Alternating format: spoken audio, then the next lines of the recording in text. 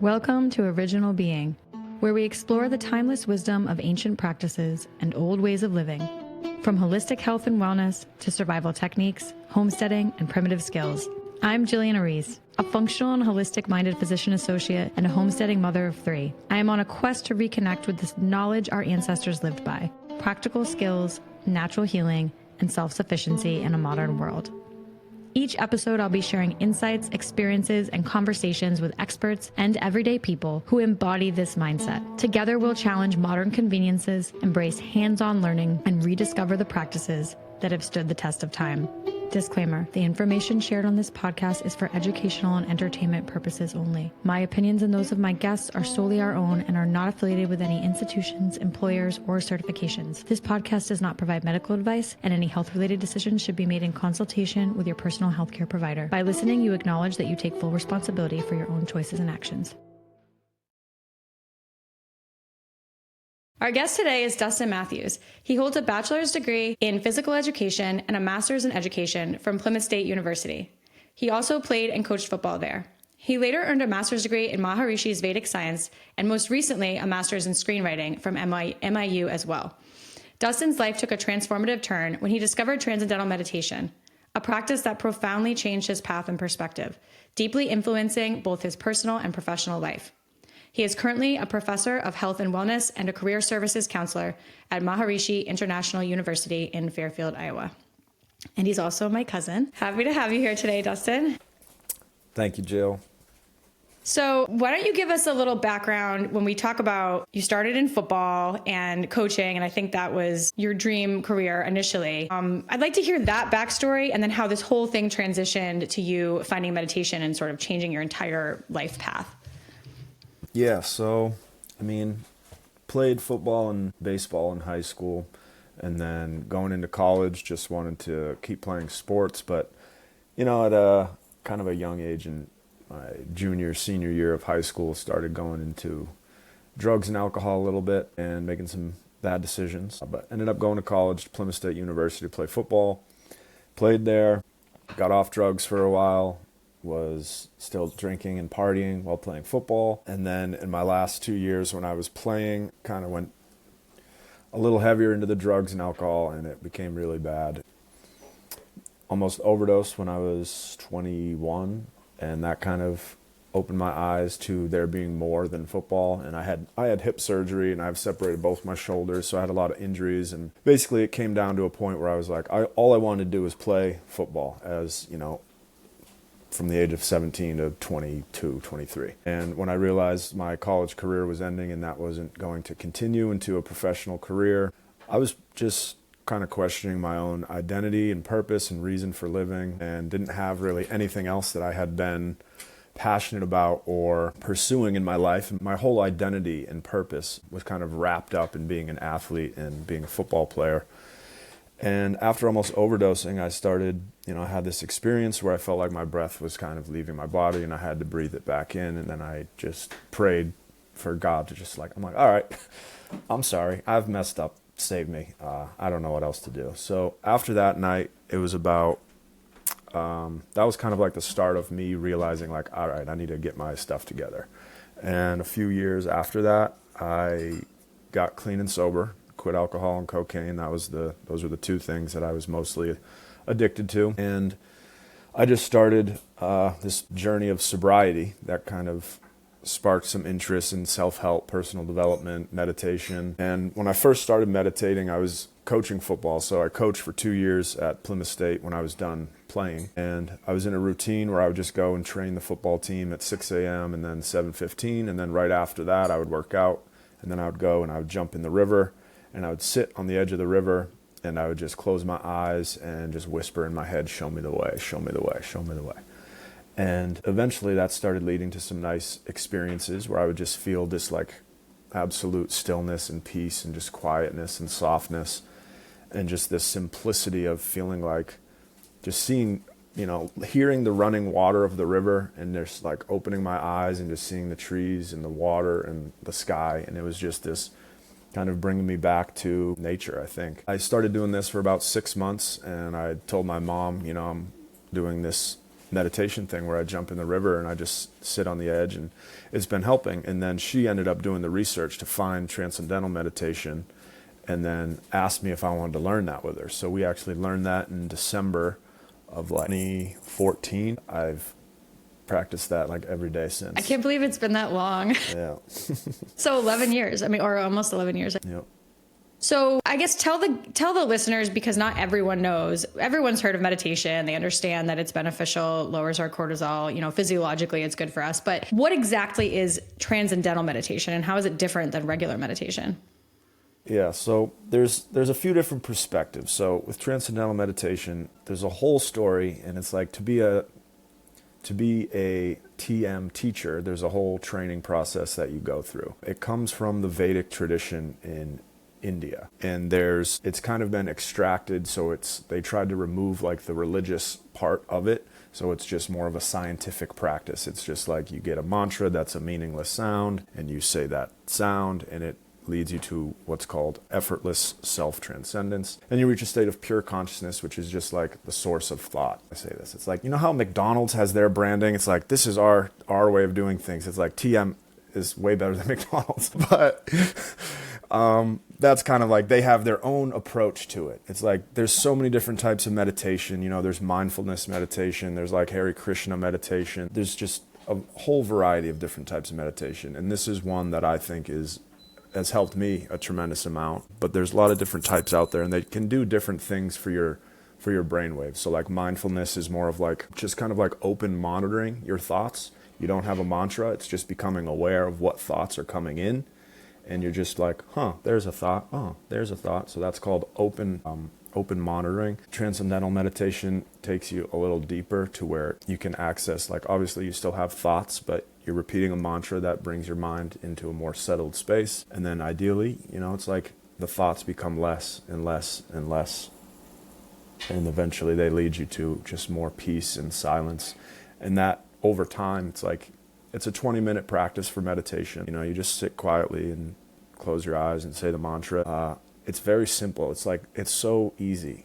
Some people get confused. They're like, should I be having this experience or this experience? It's like anybody can have any experience. Meditation is just like working out. It's like you want to work out every day or, 3 to 4 days a week so that you maintain optimal health levels. It's like meditation you can do every day, twice a day for 20 minutes. That's kind of their prescription. Obviously, it's like there are different practices where you can do more than that or less. But yeah, I've found this to be very simple, very easy. Is there more benefit to doing it more frequently? I mean, obviously, it needs to be consistent for the benefits in that regard. But like the twice a day, 20 minutes, does it have to be that specific? If someone just does it once a day for 20 minutes, are they getting the same results? There's a lot of research and science in transcendental meditation, and there's different practices too. So obviously, some is better than none. Anything's better than nothing. The 2 is the prescribed dose, but there's also the TM City program, which is just like a longer program. So that can be like up to an hour each time or an hour and a half each time you do it. But yeah, 20 minutes twice a day, that's kind of like the general rule of thumb that they stick to.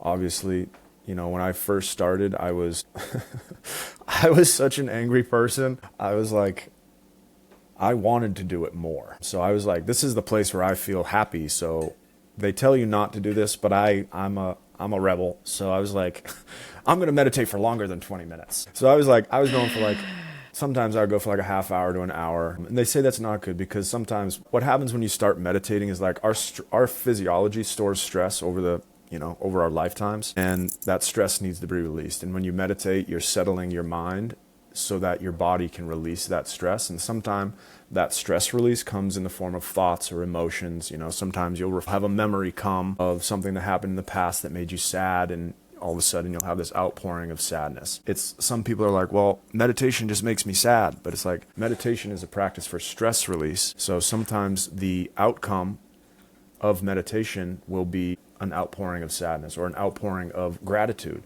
It's anything. You could be meditating sometime and reflect on something that was really beautiful in your life, and all of a sudden you're re-experiencing the emotions that are right there. So it's basically just a very simple practice, and you try not to overanalyze it and overthink it and be like, well, this happened, so this must be the cause of this. And it's like that saying, let it go. Yeah. It's like, that's the whole thing. Sit down, say your mantra, and just try to let things go. That's how I've approached it. For a little bit of a backstory, just because people aren't going to know this, is that my father-in-law has been practicing Transcendental Meditation for 51 years now. And my husband has only been doing it now for a year and a half since he learned from his father. And I'm the like outlier here. I have you, I have them. I've always wanted to learn, and yet I've never gotten to or actually done it. And there is a little bit of gatekeeping with TM, I have to say, at least that I've seen, because it is this specific method. And the teachers, at least my father-in-law, takes it very seriously that you have to follow this way of learning it, that you have to have this ceremony and, do these certain things and get this mantra given to you, which I've heard is also a tiny bit controversial because some people don't like that aspect, that it's like, well, you can't just go learn it on your own, or you can't, someone can't just teach it to you unless they're doing this very strict ceremony. But maybe there's a benefit to that too, because it makes it this like special sacred thing. How do you feel about that? It's an oral tradition. So this practice of meditation has been passed down in the Vedic tradition in India for thousands and thousands of years. And it's an oral tradition. So it goes from teacher to student, guru to disciple. That oral tradition, that teacher has the knowledge, and what they're doing with the puja, which is that little ceremony that they do where they light the candle, that is basically just a ceremony of gratitude to all of the teachers that have passed this knowledge down. So over the course of thousands of years, all these teachers, they pass this down, from word of mouth, oral tradition. And they teach, one person at a time, boom, boom, boom, just like that. And Maharishi Mahesh Yogi, the founder of Transcendental Meditation, came to the USA in the 60s and started this movement, and basically wanted to bring peace to the world, and brought this meditation practice to people, and just wanted to try to, basically they say it's the purity of the knowledge. They just want to keep it very specific to his teachings and his instructions. And his instructions were, you have to be a certified teacher, you do the puja, you maintain that regular practice. And this is all because he had a lot of business people and scientists in the 60s and 70s that were joining this TM practice, and they were doing a lot of research to show the benefits, and the benefits come from that regularity. It's like if you're doing a scientific research project, you have to have the same, whatever. I don't know the scientific term for it. Yeah, I know what you mean. Like the scientific method, like reproducible results. Yes. Watching my husband go through this and kind of see this process as a new person and all the questions, there was something that his dad had him do called a checking. Yep. And I would be like, you mean a check-in? And he's like, no, it's called a checking. And I'm like, what is that? And I guess it was just to ask your teacher questions, because as you're a new meditator, some of these like things come up, or the questions, like you said, people want to make it more complicated than it is, or they're confused, or they're like, am I supposed to be feeling this? Am I supposed to acknowledge this thought? How do I push it away? What does it mean when this comes up? So is that what the checking is just like kind of checking in with your teacher and getting feedback on what you're experiencing? Yeah, it's just a way to keep that relationship open. So if you have questions, you have your TM teacher that you can ask those questions to, someone experienced in it. And if you meditate with somebody, so meditating with a teacher, it allows, everybody puts off their own vibrational frequency or has their own level of consciousness. And so these teachers who have practiced a lot of, they've meditated a lot, they have a little bit more of that silence within them. So when they meditate with someone new, it might help that person to reach a deeper level of silence that they might not reach when they're alone. So a checking allows them, one, to have a deeper experience with their teacher, and two, to have their teacher to ask those questions too. Because it's opening meditation is like, it opens you to the universe, and having someone who understands the practice and knows all the things that come up with stress release and thoughts and things like that. And usually, I know for me, when I first learned, I was like, I'm coming from the place of being like, I almost died. I want to know what's happening. Like, God, talk to me about that. I want to understand these different states of consciousness and like being lucid in the dreams. I was throwing all the questions at them that are sometimes difficult for them to answer, because it's like, this is a meditation teacher. They might not have all the answers, but they have the experience with meditation to try and help you. So it's not like, it might not be a relationship where this is the person that you're going to go to for all of the knowledge that you need for the rest of your life, but it's definitely a great person to go to for your questions about meditation. And it's a good place to start, to have that type of an ally in your life. Yep. Something that I've found with people who get really excited when they start meditating is, I guess it is the ego wanting to get something out of it. So how do we separate ourselves and our ego saying, well, I want the health benefits and I want to figure out cool things or have spirits come to me or magical thoughts come to me or inspiration or I want to reach enlightenment. And so we have that, all of that is the ego driving that. What if that's all driving your desire to meditate? And then is there a point where you finally are like, oh, like that's not the point at all? Yeah. Oh, great question. Yeah. The ego, it's like, I think sometimes what meditation does is it helps that ego soften a little bit. It helps that ego dissolve a little bit. I have my own personal experiences with what I think the ego is, and it's like the ego is the individual I and more associated with the mind, whereas the self, capital S, is the soul, and it's more about the heart. And what meditation does is it lets you quiet your mind to experience your heart, so it quiets the ego to experience your pure self or true self or divine self, God, whatever you want to call it.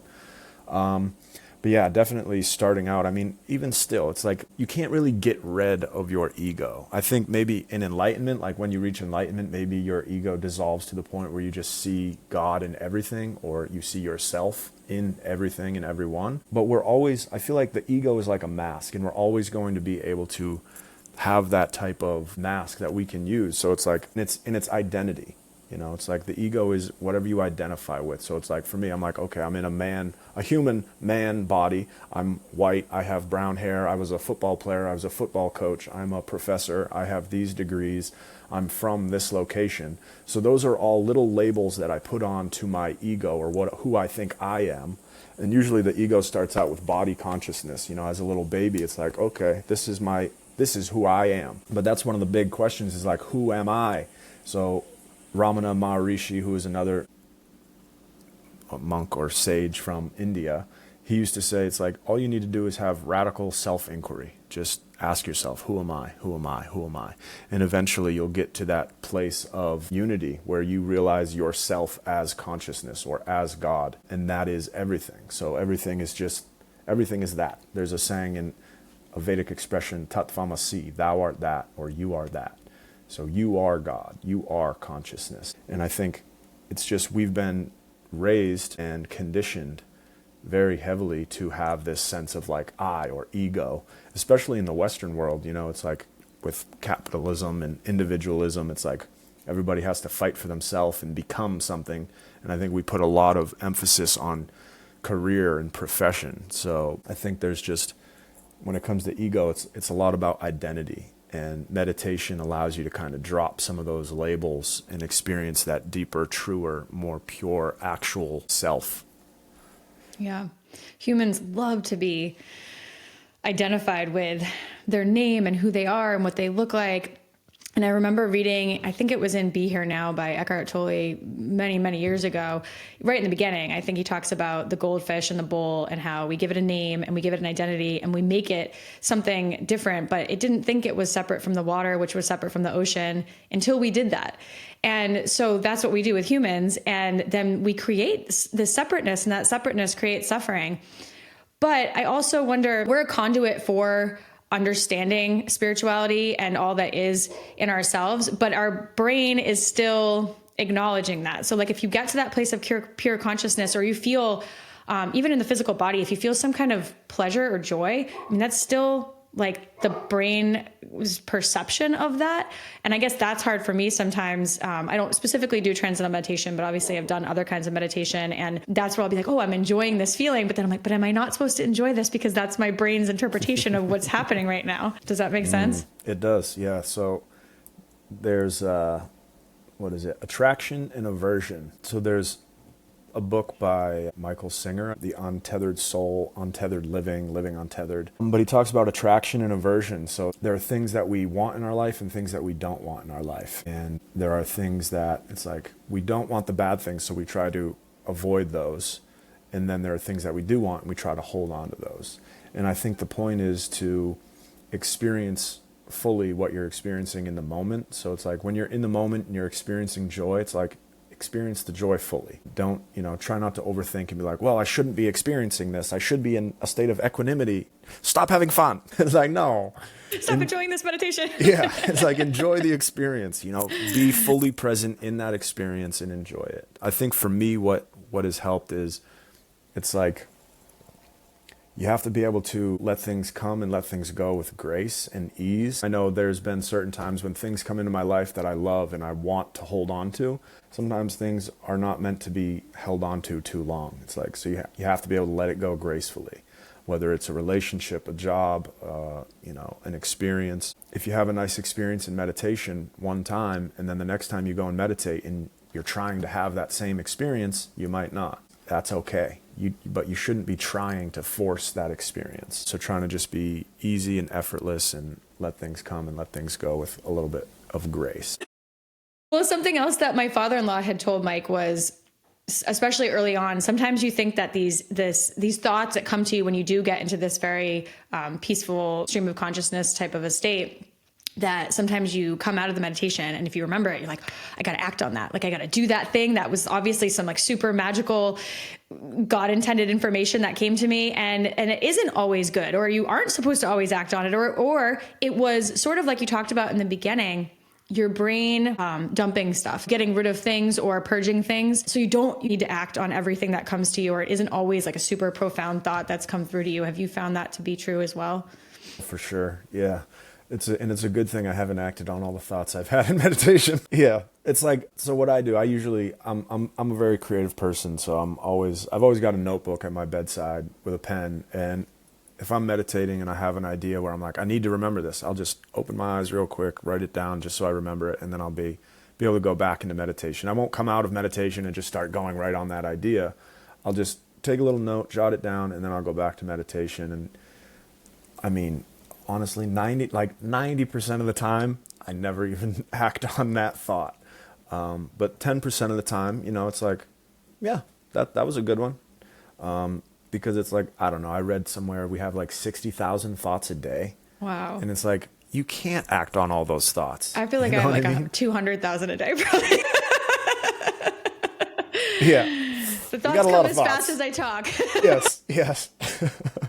Next thing, back to that same thing about the purging and stuff coming out. You were talking about sadness, or what if difficult things are coming up for you? And maybe that's part of the journey of meditation, is let it come and let it go away. But what if people do have a really traumatic childhood and then are scared to go into this state and worried that things that they've been suppressing are coming forward? Does meditation pull that suppressed trauma thoughts, things you really don't like, part of your brain you've been kind of like blocking? Does it bring that forward? It can. A lot of things can happen at any time, whether you're meditating or not. It's like, if you're not meditating, you can have that same experience where stress comes up and you feel overwhelmed, whether it's PTSD or something from your past that's emotional that comes up. You can have that whether you meditate or not.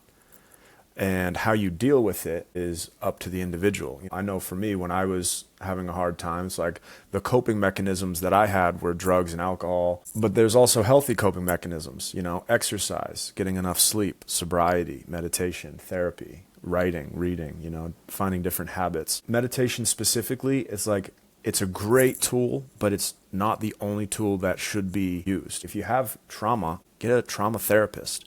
Meditation's great. There's more that needs to go into it. It's a tool for self-development. And if people are looking for it to be the cure-all for everything in their lives, it's like, it's a great tool, but it's like a carpenter has many tools. Meditation is what helps the carpenter learn how to use his hammer better, learn how to use his saw better. But you can't just rely on one practice. And another thing that goes with that is like stress and trauma that's stored. When we meditate, some of it can be released, and there's certain things you can do to help make that easier. Exercising, talking to a therapist, writing, creating, deep breathing. There's a lot of different things you can do. Meditation is great for helping that release that stress and kind of deal with that. But I think too, when people don't have enough realization of what they're experiencing, it's like, I'm able to have this understanding because I've read a lot of different books. I've been practicing meditation for like a decade. I'm sober. And from the experiences I've had from being on drugs, having a lot of issues with drugs, alcohol, and like having emotional things come up that I didn't know how to deal with, I have enough experience to pull from now that I'm like, oh, I know what's happening. So if I ever have an experience where I'm like meditating now and something comes up, I know what I'm experiencing and I know what's happening. So I'm able to talk myself out of any anxiety about what's happening. And that's where, again, having a TM teacher that you can talk to be like, hey, I had this experience, having someone you can talk to who's got a little bit more experience than you is a great way to kind of soothe some of that anxiety if you are experiencing any anxiety or depression or sadness that's coming up about your trauma. But again, plenty of other options out there with therapy and exercise. Yeah. I was specifically thinking about our parents, and at least my mom too. Traumatic childhood, really doesn't want to deal with it. Doesn't want to go to therapy, doesn't want to talk about it, doesn't want to think about it, doesn't want to remember it. I imagine meditation maybe would help with that over time, but maybe initially it's hard to overcome. But I was thinking of her specifically. If you really get deep into meditation, is it going to bring up a lot of this stuff that you've just really tried to push away from your consciousness? Yeah, I mean, yeah. Yeah. And that's the thing. People, I mean, it's natural for people to want to feel good and to avoid what makes them feel bad. Your mom, my dad, they had the same childhood with what they experienced. And my dad's the same. He doesn't want to think about it, doesn't want to talk about it, but it affects him. It's there. That trauma's there. As much as they try and push it down, it's still inside of them. So that's the thing with the stress. It's stored in the physiology. And the more they repress it, the more it will come out in ways of, pain, negativity, emotional eating, depression, all different things. So there's a ton of different health issues that come about from suppressing these emotions. So that's why I'm a huge supporter of meditation as a way to kind of release that stress. But, that's saying the truth will set you free. But at first it's going to sting a little. You might have to feel a little pain and discomfort and remember something from your past that's not comfortable to let it actually go. One of the things I wrote in my book was you have to feel it to heal it. And I think it's true. It might not necessarily be true. I think some people might want to hear meditation's just going to heal you and help you and you're not going to feel any sadness. I think that might be possible for some people. I'm not sure if that's the case for everybody. That goes back to sobriety too, because you have to feel everything. I mean, people aren't sober because they don't want to feel the negative things.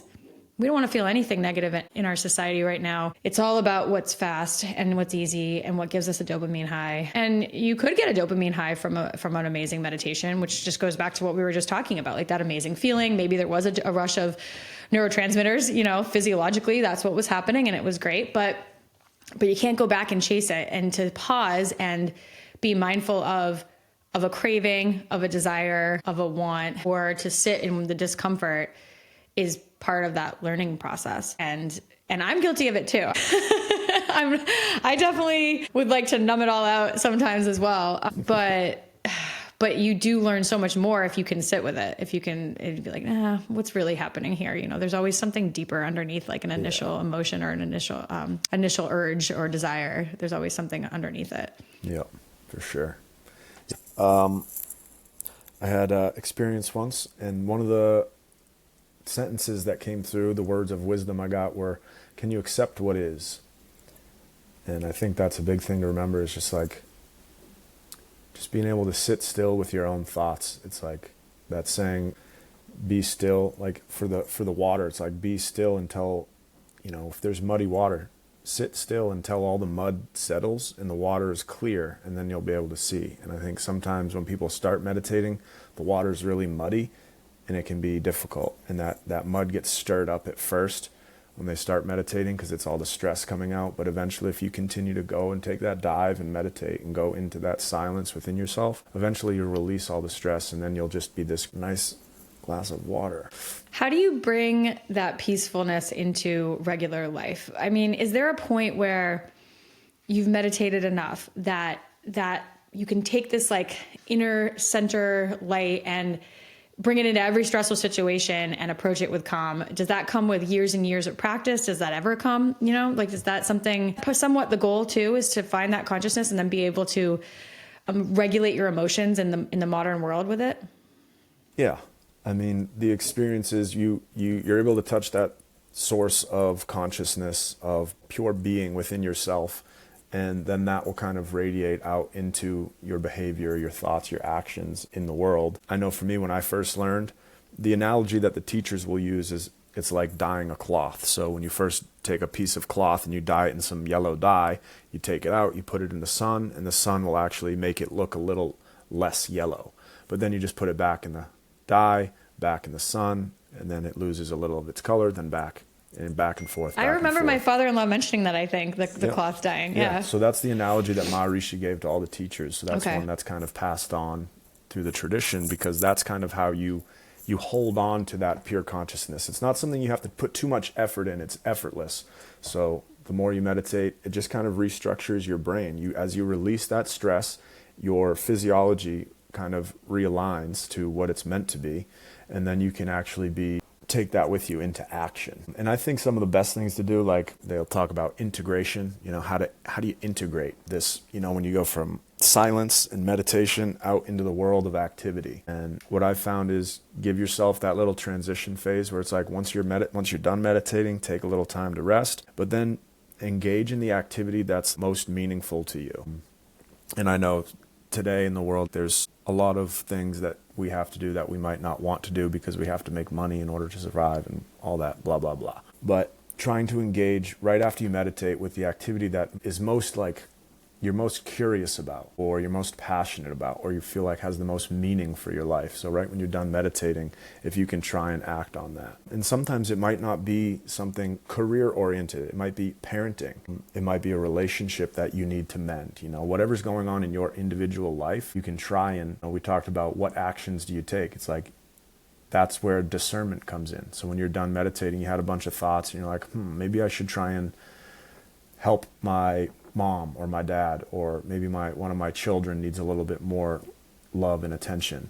And you can kind of use discernment to decide, like, where do you want to give that energy to? So that's another thing. You can kind of look at your time usage as energy. Where do you want to put your energy? I think meditation can help reveal your values and what's important to you, and help you, when you come out of meditation, then you can kind of discern and prioritize where you want to put your focus and your attention and your So if we're dipping the cloth needs to be consistently dipped to maintain its dye, because you just said it fades in the sun.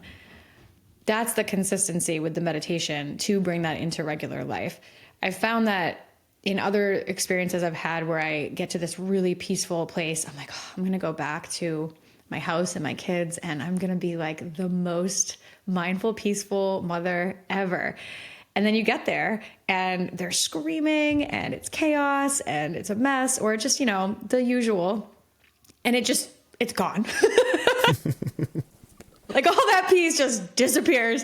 I don't know where it went. I'm like, bring it back. Nope, it's gone. I'm angry. And so, is that just that it just takes the time, the practice, the consistency to learn that emotional regulation, to be mindful of like, okay, that rise of anger or stress or whatever that feeling is rising up in me. And now what do I do?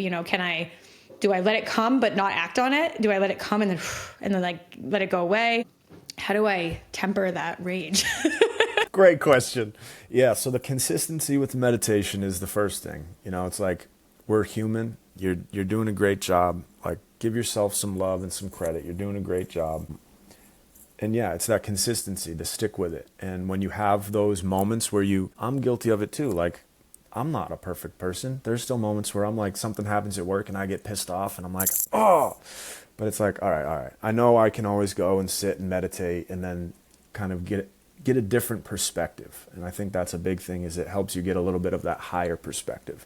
You're not as in the weeds and emotionally attached and invested. It's like you can detach, step back, and just kind of observe it. So stay with the continued practice, but then also when you do mess up, like, give yourself some, compassion and awareness, and have that, like, as soon as that awareness dawns on you, like if you're in a moment where you're like, you just came out of meditation, you're going to see your family and it's all chaos, it's like that deep breath. All right, here we go. And you just have to try to keep that positive mental attitude about, like, I might get triggered, it might be chaotic, I'm going to do my best. And just that attitude is perfect. And then you just try to learn from every situation. Like you're not a limited person. You don't label yourself like, oh, I'm terrible like this. I have rage. I have this. I have that. No, I'm learning. I'm growing. I'm capable of changing. So giving yourself that compassion, that grace to be like, all right, well, overreacted to that. Anyway, tomorrow's a new day. I'm going to try a little better tomorrow. So you can always have a nice redo, a reset. Yeah, for sure. Another thought I had was I've noticed that, and this might go back to vibrations, so this is a whole other topic, but vibrations, frequencies, Mike's gotten really interested in this too, also because he's keeping bees. So there's a lot of stuff with that, with bees. But when he's meditating, we have 4 cats and a dog. They'll just like come and be sitting on him. Like while he's meditating, one day I came in and he just had a cat on either shoulder purring, and he doesn't even really like cats. They're really just like everyone else likes them. So he doesn't like them. He's just sitting there meditating in bed, and they're just sitting there purring on his shoulders, and the dog's like on his lap. So that's gotta be something. Is there like a projection of peacefulness, or is there like a vibration that happens that is drawing these animals in and they want to be part of it, that they enjoy it? What's actually happening there? Yeah, for sure. I definitely think that when you meditate, you can access a place of deeper calm, deeper peace. And animals are, I think, more sensitive sometimes than some humans can be. Yeah. So the animals definitely feel that. And they probably are like, huh, that guy feels nice. And they just go over and chill with him. There's some good vibrations over here. Yeah. Let's add our purrs to it. I remember when I was first here in Fairfield, because there's so many people in this community in Fairfield, Iowa that meditate. When I was first here, I remember I was sitting in my car one day and a bunny just literally came up right next to my car. Like I'm sitting in my car door's open, and I have like one leg out of the car, and I'm just like sitting there on the phone or just sitting there contemplating something. And this little bunny just comes right up. And I mean, he's like 1.5 feet, 2 feet away from me. And I'm just sitting there looking at him. He's just like looking up at me. And I'm like, wow, this dude just doesn't care. He's just, yeah, it was pretty cool to see that. Yeah, he sensed your peaceful vibes. What about cosmic consciousness? Can you explain cosmic consciousness to me? I'm like, you definitely have some TM questions. Yeah, so cosmic consciousness. So basically, Maharishi, the founder of TM, kind of created a lot of intellectual property about different things that people can experience when they practice transcendental meditation. And one of the things you asked about, how does that consciousness come with you into activity? That's basically what cosmic consciousness is. When you have that state of that when you meditate, you reach pure consciousness, which is that oneness with the absolute. You are the source of thought, the source of everything, and you are that. You experience that in your meditation sometimes. Sometimes it's just thoughts because you're unstressing. But when you have that feeling of just absolute calmness, stillness, oneness, and you take that into your activity. So it's like if you experience that eyes open when you're moving around, when you're shopping or walking through nature, talking with your kids, doing something you enjoy like writing or music, you can have those flashes, that feeling of you're in the flow. Have you heard of, being in the flow? Yeah, absolutely. That's it. I think the flow and cosmic consciousness are very similar. It's like you're just one with the activity you're doing. And you have that feeling of just like oneness, calmness, peace, flow, ease, naturalness. That's what I think cosmic consciousness is. When we're in the flow state, so much good comes, I've found, because everybody has an up and a down.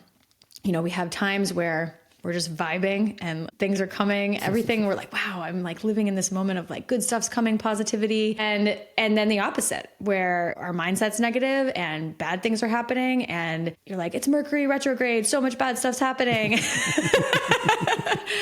But when you're in that flow state, and that's a good point for meditating, helping maintain that, keep you in that, especially if you're getting in that negative mindset, is bringing positivity into your life, letting the good come to you, believing that the universe is good, believing that people are good, then the more good comes to you because that's the projection that you're putting out into the world. Does meditation help with that? That's what it kind of sounds like to me, because it's helping down regulate the like negative monkey mind that creates that negative energy. Yep. Yeah, for sure. I think the meditation leads to more self-awareness, and the more self-awareness kind of comes, I know for me, like perspective and beliefs and influences, those are three big things I just did like a PowerPoint on like a week ago. So it's like the perspective and the beliefs that we take on, it's like we've been conditioned to have most of those. I don't know if it's the same for you, but like when I was realizing things about my life, I'm like, most of the thoughts I was having, they came right from my dad.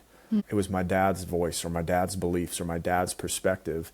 And then as I got older and learned to meditate and had more experiences and read more and acquired more knowledge, I was like, I don't actually believe that to be the truth. And that's not a perspective that I think I want to continue to hold on to. So I had to go and try and figure out and learn more about how to change my perspective, how to change my beliefs. And meditation definitely helps with that. I feel like one of the analogies I use when I teach is it's like an etch and sketch, you know, when etch and sketch is with the little knobs. Yeah. So basically our skills and our habits and our perspective, that's the knobs. So it's like whatever picture we're painting in our life is just an accumulation of our skills and our habits. And what meditation allows us to do is just take the etch and sketch and shake it. We get that blank slate. And then once we get that blank slate, we can actually learn from our experiences and ask ourselves, okay, how did I turn the knobs that time? How can I get a different outcome? And then you just try it again. And then you're like, well, that didn't work either. Shake it up, meditate, try again, shake it up. So it's like meditation for me has been a way to be like, that's how I kind of reflect on what it is I believe, what perspectives I hold. And I know right now the big thing for me, this big thing is tore my Achilles 2-3 weeks ago. So I've been unable to work out and walk, and it's been really, really tough. And one of my big challenges has just been trying to hold on to a positive outlook and try to find that silver lining of this injury. And I think that meditation has definitely helped try to reframe some negative beliefs or negative perspectives. Yeah. Yeah. That really forced you to slow down. I mean, you're probably always purposely slowing down, I would imagine, at least mentally, but physically, stopping. When I think about childhood trauma, I've done a lot of research on generational trauma because I personally did not have a traumatic childhood, which I'm very grateful for. But I think because both of my parents did, they worked really hard to make sure that I didn't. And a lot of the studies show that trauma is held in our bodies and in our DNA for up to, I want to say 9 generations, which on our maternal grandfather's side, there was trauma through many generations that we know of. So when you talk about not just your dad's voice in your head, which I do think is a whole other thing that I've actually discussed with someone else recently in an interview, which is really interesting because she was saying that's not your opinion, that's not your voice, you know, being mindful of who taught you that, where did that come from? But there's another aspect to generational trauma and how do we break that cycle? So there's all these things, like even the thoughts that are negative that your dad, that you are in your head that you think are from your dad. But it comes also from their generational trauma and their trauma in their childhood to create a place of anxiety and fear and negativity in order to keep themselves safe. So their mindset is, well, let's think of the worst that can happen first to keep ourselves safe from that situation. And so when we're raised that way, we're raised in this very anxious, negative place, even though they were good people trying the best they could and loving their kids and not wanting their kids to grow up the way they did, that still carried on into us. So for us to do the work, whether it's meditation or just this acknowledgement of it or going back and kind of acknowledging the things that they don't want to acknowledge or they can't, but we can because we didn't live it ourselves, is somehow healing this generational trauma. Have you felt that come up for you in meditation? Some of these things that we know kind of happen, but we didn't personally experience, and feeling like we can heal that ourselves for them? Yeah. I mean, interesting. And I guess, you know, when I was saying I took on my dad's voice, it's like, it wasn't all negative. You know, it's like I learned a lot of great things from him, and I love both my parents, and I love them too. And they did a lot of good for me. And it's like, I had to come to that realization when I was younger. There was times where I was angry and mad at my parents, but I think over time, it's like I grew so much more and had so much more love and appreciation for them, for where they came from, and had more compassion and understanding for their upbringing and acceptance for, like, they did do their best. And I'm so grateful that they did what they did for me. And yeah, I definitely feel like because we are, we're family and we're connected, we can definitely have an impact and an influence on healing them and helping them. I know for me, like I'm a very strong believer in prayer and sending positive energy in my heart. Like when I go and sometimes when I meditate, like I'll be meditating for a while at night before bed, and I'll just kind of go into prayer and just send my mom, my dad, my sister, other people that I love and care about. I'll just go into little feelings for them and just send love and energy. And I think it helps. Yeah. What would happen if we did that with people we didn't care about? Or like, the division that we have right now in this country comes back to the ego and this identity with, this is my belief, this is my political stance or whatever, but you're identifying it so strongly that you are against other people. And what if we took that love and this positive energy and sent it to people that we think we really don't like or are bad, quote unquote, what would happen in this world? Yeah. Beautiful. I think there's something in the Bible, like pray for your enemies, It's like love your enemies too, because it's like we're all in it together. And I've had to deal with certain levels of betrayal and forgiveness, and like I have said prayers for people that I used to really not like. So it's like I had to come to that level of, I think forgiveness is like its own level of realizing you're growing in consciousness, because you're realizing, they were operating out of their own negative influences and perspectives and beliefs, and everybody's got their own baggage. You never know what other people are experiencing. So I think meditation has helped me become a lot more compassionate. Yeah. If we're all connected, are the people that we think are bad still just part of us too? And then is that kind of what people talk about with shadow work? Is that part of shadow work? Is that something totally different? I'm kind of confused on what that means. And I don't know if that's something you've even delved into or not.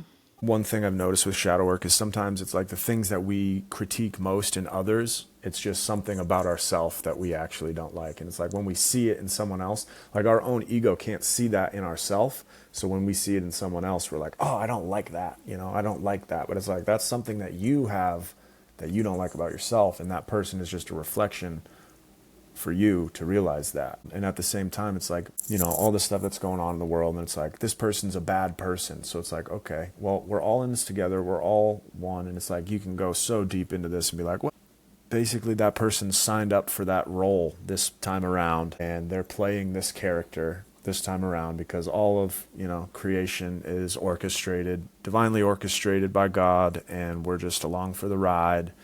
And once you can realize that and surrender, everything becomes a little bit more joyful and easy. And obviously it's like, there's still going to be a little pain and sorrow. I used to look into all the conspiracy theories and go down that rabbit hole of like, what's the truth? And I'm a protector and a lover, and I feel like I just wanted to become a vigilante. I'm like, all right, I got to go kill the bad guys. But then I'm like, am I a bad guy if I kill bad guys, or am I a good guy if I kill bad guys? So there's so much that goes into it. And I think for me, I had to just like rise above all of those questions and just kind of go to the place of oneness and unity with all things, and just say, everything is evolving perfectly in its own time. I only have control over myself, but my own development of consciousness will influence my environment and everyone else around me. So I took a lot of responsibility to just be like, I'm just going to go inward and just do everything I can to just transform myself to become the best person that I can be, because there are some things that are happening outside of me that I cannot control. So I was like, all right, well, I'll go inward. And there's a quote from Maharishi about, or a principle about how the outer world reflects your inner world. So if you can change things inside of you, it will be reflected outside of you. So I took that to heart, and I've really tried to focus on that, because it's like control what you can, let go of what you can't. Yeah. How has this all helped you maintain sobriety? Because I find that a lot of people turn to religion and that's what helps them maintain their sobriety, or that's kind of what starts them on the path. But for you, it definitely was more this meditation aspect. If you didn't do it, would you kind of go backwards? Is this the key for you to maintaining sobriety? And how does this actually help you do it? Yeah, I definitely think this has been the most positive thing for me to do to maintain my sobriety. I was sober before I learned, but I was also still really stressed out, and life was a lot harder. It's a it's probably the best coping mechanism that I could find. Meditation is the best coping mechanism I could find. Before it was drugs and alcohol, now it's meditation. So it's just a way to like, it's like taking a emotional, like, it's like taking a bath in like spiritual energy where you can just kind of like release your stress and worries and fears and just kind of breathe easy and feel peace. And like to experience peace, like from living a life of like always being kind of like fear, anxiety, depression, like what do I do? What am I doing? What's happening? All that, to experience peace and just have this like, it's priceless. So for me, it's been great. But I don't just meditate. Like I study a lot of different things. Like I study different religions and I study all these different spiritual things. And I'm like, I think that's one of the things I like about myself is that I'm open. I know from studying different religions and talking to different people, I've noticed a lot of people who come to religion can sometimes be limited in their openness to other religions. Absolutely. And for me, I'm like, hey, if this one works, let me go see if that one works. And I'll take a little Jesus from this one. I'll take a little Buddha from this one. I'll take a little TM from over here. So I just kind of learn as much as I can from each of these things. What is the motivation to stay consistent? Because I've personally seen quite a few people learn, especially transcendental meditation, and then just not stick with it, not do it at least even once a day, which you've probably seen as well. So who is most successful? Is it the people who need it the most? They need it to maintain their sobriety? What's the motivating factor to stay consistent? Yeah, I mean, it's very personal and individual for each person. I know for me, I was seeking. I was like, I want knowledge. I want to know God. That was like my deepest thing. And it was like more of a devotion to knowledge and uncovering the truth and learning more about myself and God and the universe and all of it. So I was like, meditation was just allowing me to access peace, which allowed me to think more clearly. And being able to think more clearly helped me. So I think for me, like I can really only speak for myself how it works, but it's like I was just so hungry for knowledge and for knowing God. I think that was my driving motivator. And meditation was just a way for me to feel like I was getting closer to God and gaining more of that knowledge from within myself. From what I've noticed with like people here in Fairfield and at the school that I work at, it does attract a lot of different types of people. And sometimes it's usually the people who have a little hardship in their life. They're going through something hard. They're trying to get sober, or they've had some sort of trauma, or they're really hungry to know and understand God, and they're trying to figure out the universe and all that. So I would say those are two common things, but there's definitely a handful of people who come to it that are just, they're curious. They're normal, functioning people with jobs and lives and children and families and things like that. So it's for everybody. But is there a time frame you think it's pretty difficult to a certain point, and then these people kind of give up or quit before they've really gotten to the place where they're like, oh, this is something I'm going to stick with? Yeah, I think that's more of a mindset thing. And it's like if they're looking for meditation to provide some sort of result right away and they're not seeing a result, then they'll feel like, what's the point of this? Or if they're like, all right, I think I got what I needed while I needed it, but now I don't need it anymore. And I think it's unfortunate if people do that, because I feel like it's like taking a shower. It's like if you take a shower once, you're like, oh, I'm clean, I'm good, I showered. But it's like, you gotta do that every day, man. It's like you don't not bathe ever again. So it's like taking a shower for your brain. It's like you want to shower your brain. I'm like, I love showering my brain, Yeah, it's like spiritual hygiene. You got to wash off the trauma and the stress, and then you can experience your higher self. Yeah. Yeah, that's really cool, because that is the same kind of a thing with the Etch-a-Sketch, So I like this analogy of we're washing, you said we're bathing in spirit, we're cleansing the palate. It's a neat analogy. I really need to learn. Yeah, it's great. Highly recommend. I know that in the past you've done some periods of fasting. What was the longest you've gone fasting? And do you feel like the longer it was, the more beneficial it was? And how did that intensify or enhance your meditations? Yeah, the longest I ever did was 7 days, where it was just water. And then another time I did 3 days, just water. I think there was benefit to it because I realized that I could do it. I was like, oh yeah, I don't actually need food. And I thought it was going to be a lot harder than it was. I was like, What? 7 days without food? I was like, that's insane. But then I did it, and it was like after, like if you initially just get over those little hunger pains, you realize your body is a lot stronger than you think. Like eating is more of a habit than it is a requirement. And obviously you don't want to hurt yourself by doing something fasting when you shouldn't. And it's different for everybody. Some people's physiology can handle it. Some people's can't. I mean, when I fasted for a week, I think I lost like a lot of weight. And I don't recommend fasting as much as I do meditation. Fasting is a little bit more of a, I don't know, a little bit more hardcore than just meditating. And I probably wouldn't do it the way I did it again because I was alone in a cabin in Colorado. Oh my gosh. So I was like, there was no one around to even come and check out. on me. Yeah. And I was like, I'm good. I'm on with Jesus. I feel great. Yeah. So I was, the whole reason I did that was because I read this book that said, it was called The Essene Gospel of Peace. And it was basically like a book about Jesus. And Jesus would tell his disciples, like, if you fast for 7 days, you'll become like me. And I was like, oh, I'll try that out. So yeah, fasting is great. I would say overeating is bad, but fasting is not always necessary. If you have a moderate ability to consume food at an okay rate and it's not like stress eating, then that's good. So if you do feel like you have that stress eating thing, sometimes fasting can really challenge you to be like, okay, these hunger pains, it's a psychological thing. So meditation can definitely help along with the fasting to kind of overcome that, because it helps us become a little bit more aware that we are consciousness and not our body.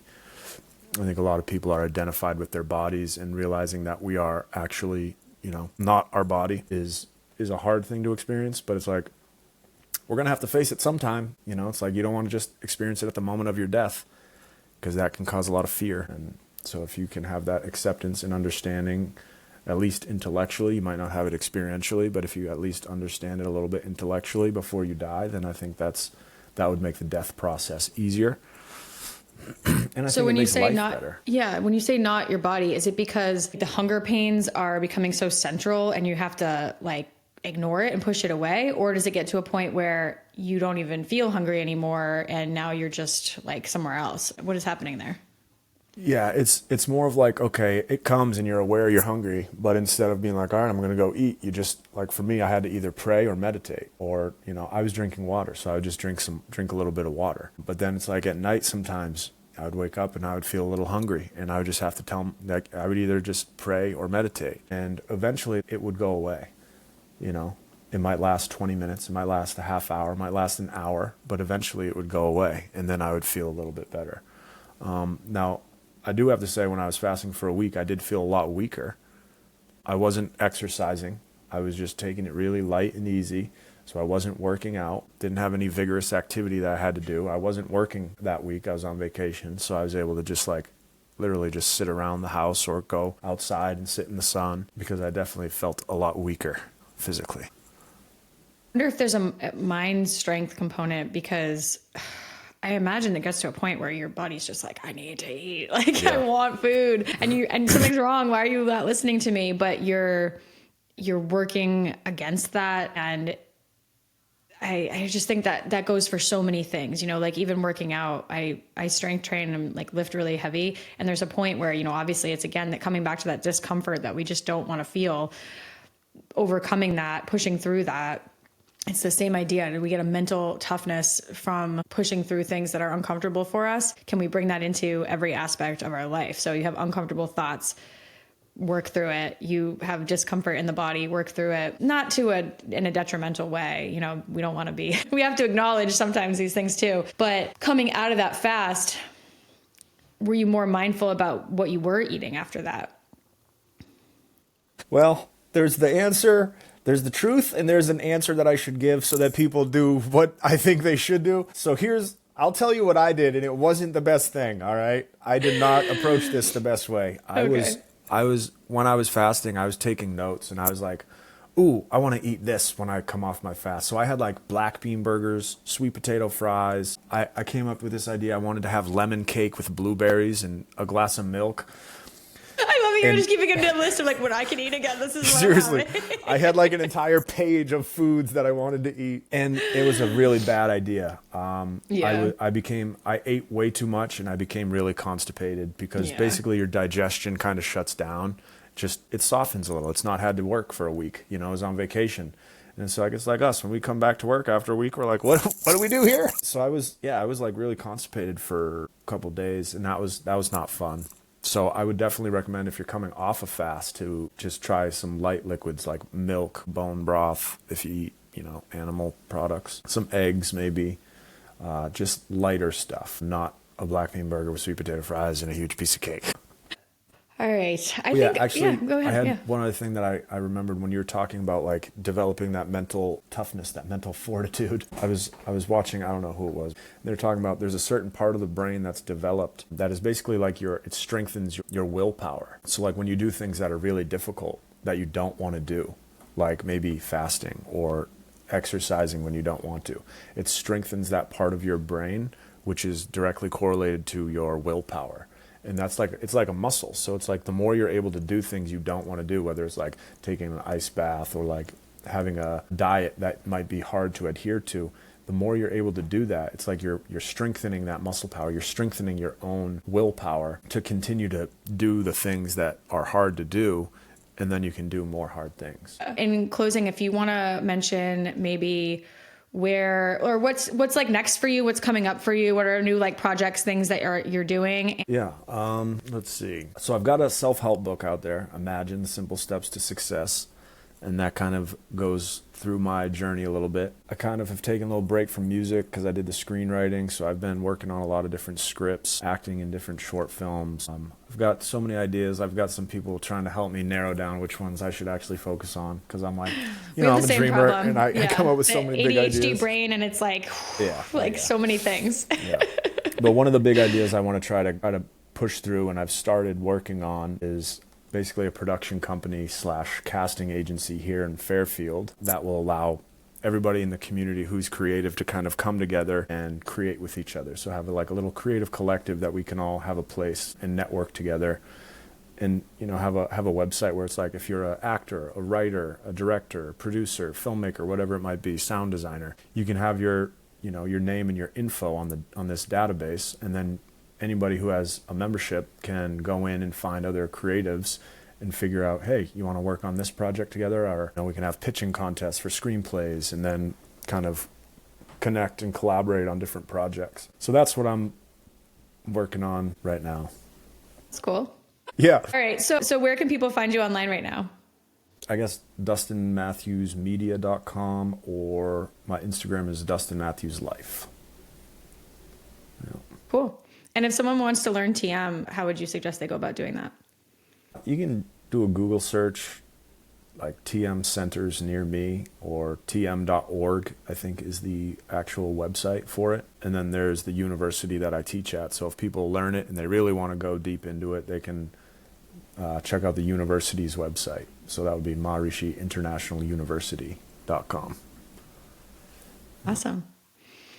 All right. Well, thank you so much for coming today. That was a really cool conversation. I love picking your brain on this stuff.